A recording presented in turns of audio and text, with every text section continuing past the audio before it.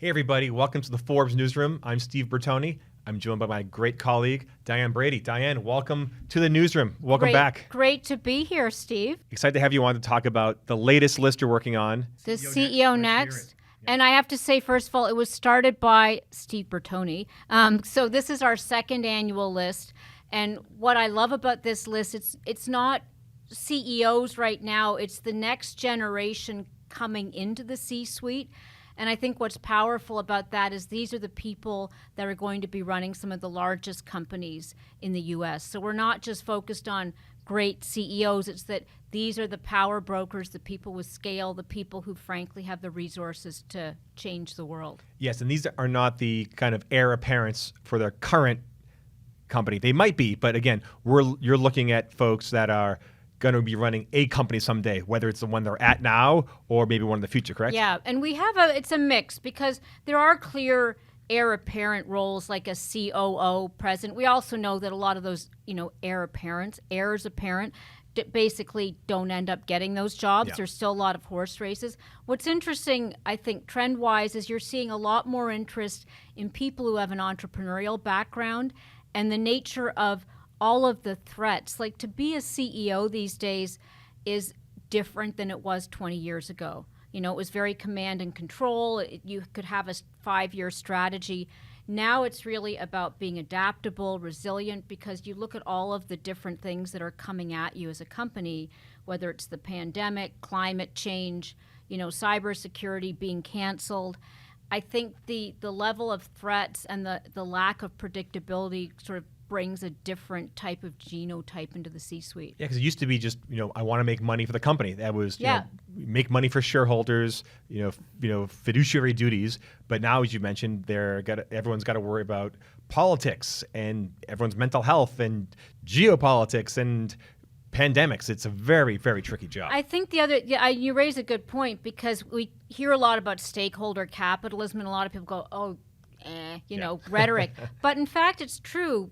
I think that you look at the talent wars right now, you need a very different way to engage with your employees. And especially during the pandemic, you had all of these CEOs talking about their own mental health issues, instead of keeping the kids out of the room, bringing their kids into the Zoom calls to say, human, I'm with you.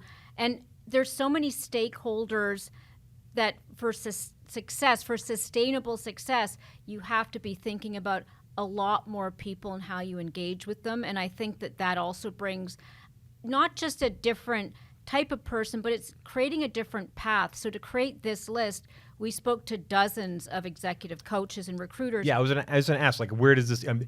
This is not a list where you're looking at hardcore numbers and figures. How much money do you make? Yeah, Although exactly. Or that is always interesting. Sales. But I'm saying you're looking at, you're talking to the kind of the CEO makers of the world and seeing what's on their radar. Tell me how that works. So yeah, there's probably 4 different camps we look at. One is the recruiters, and that is there's a whole class of people out there that are CEO recruiters. Their job is to understand talent. They get hired by the boards to go and find me a CEO.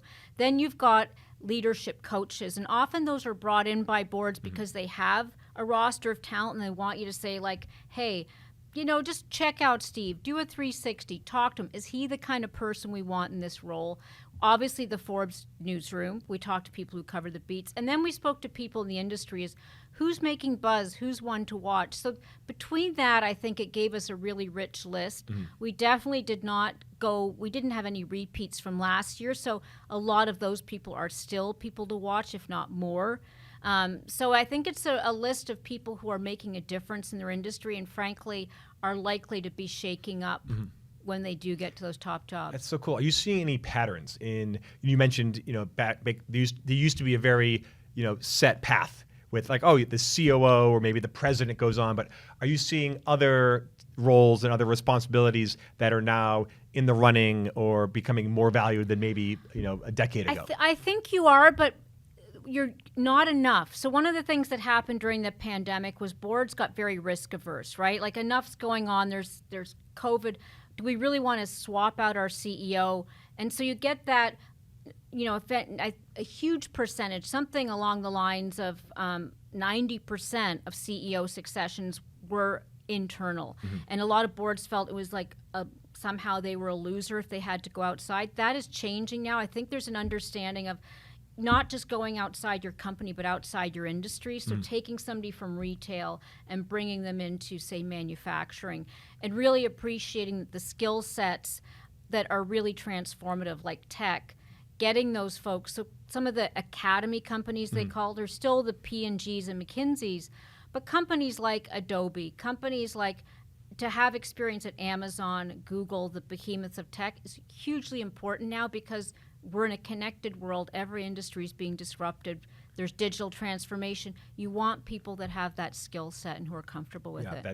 That can get digitized fast, know the future, know where you're headed. And CHRO is not a term we talk about. Yeah. I think that human resources experience is not the only path, but it's becoming one of those testing grounds where they will put you there for a year or two because they want you to really understand how to engage talent, because that's ultimately, going forward. A lot of companies are almost ecosystems where it's about engaging talent that isn't necessarily loyal only to you.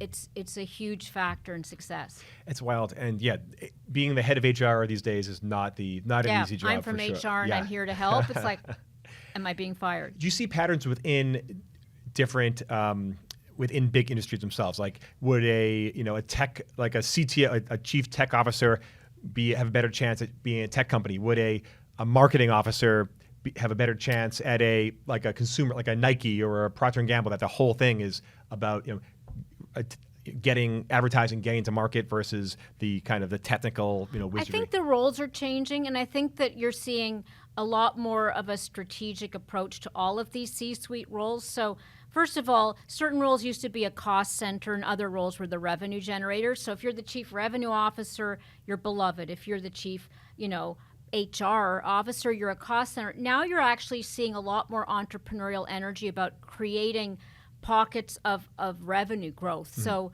the CFO is a classic. That's a very common way to the C-suite, especially in the financial services. You're seeing them get much more strategic, direct reports. So they're responsible for cybersecurity. In some cases, they're actually responsible for marketing. So when you start to look at who reports up to these roles, you're seeing that they really are viewed as a stepping stone to running the whole company. And the reality with being a CEO is it's very hard to train for that job unless you've had that job. Something about having nobody above you is just, you don't know how people are going to act. So also being a CEO at smaller companies or being a CEO of units, that's why places like Pepsi or P&G were such great academy companies, is everybody essentially had a small Fortune 500 company that they were running. Even though they had the parent company, they had that experience coming in. It was a company within a company within a company. And the buck stops with you, and it's a very real experience that takes you. You can get tested, and people know you're going to be successful. What does this year's CEO Next List kind of say or presage about the future leadership, the face of leadership in America? I mean, I think a couple of years ago there was a meme going around that I think it was 2019. There were more S&P 500 CEOs named John than there were women CEOs. Right. What year they born? Yeah. I mean, I think I think there's a couple of things. One is it is more diverse. We've seen the number of women CEOs in the S&P 500 and Fortune 500 double. Now that's 6% to 13%. Yeah. So still small numbers, unfortunately. Still small numbers. Yeah. We have seen this very distinct trend around a lot of Indian-born or NRI, I think called non-resident Indians, who have basically perhaps come of age in India, gone to IIT, but you're seeing a lot of corporate America.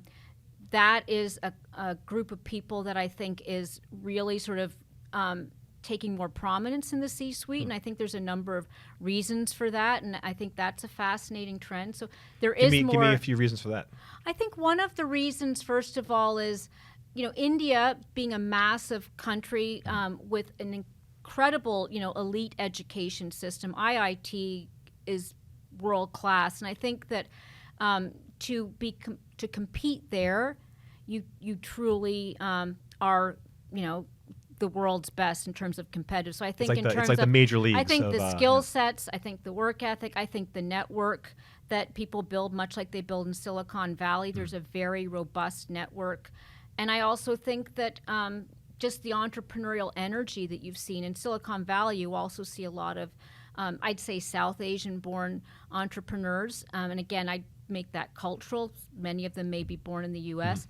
But I think that's another factor, because you need that entrepreneurial energy, that sort of technical expertise. That's an area where India has been very strong traditionally. I think they're bringing those skills into the C-suite too. So I think that's one factor. And I guess the other thing I would say in terms of what we're seeing in terms of trends per se is the Gen X, which I'm part of. You're probably a millennial, but it's, I'm I'm 1980. So, I'm a so zillennial. So that Gen X is, I think, very well equipped to go into the C-suite. Because if you look at the number of crises we've lived through booms and busts, financial crisis, war, 9/11. Like, it's actually quite a battle-tested generation. So I think that comfort with ambiguity and that comfort with change is hugely important, because there's no easy roadmap going forward. It clearly is that we're in a time of transformation, huge innovation, and what matters is not so much being able to plan, but being resilient and being able to adapt to the moment, see the opportunity, and seize on it. And I think that generation coming into the C-suite probably will be very well equipped to do that. I like that prediction as a Gen Xer myself. Excellent. Diane Brady, thank you so much. Thank you.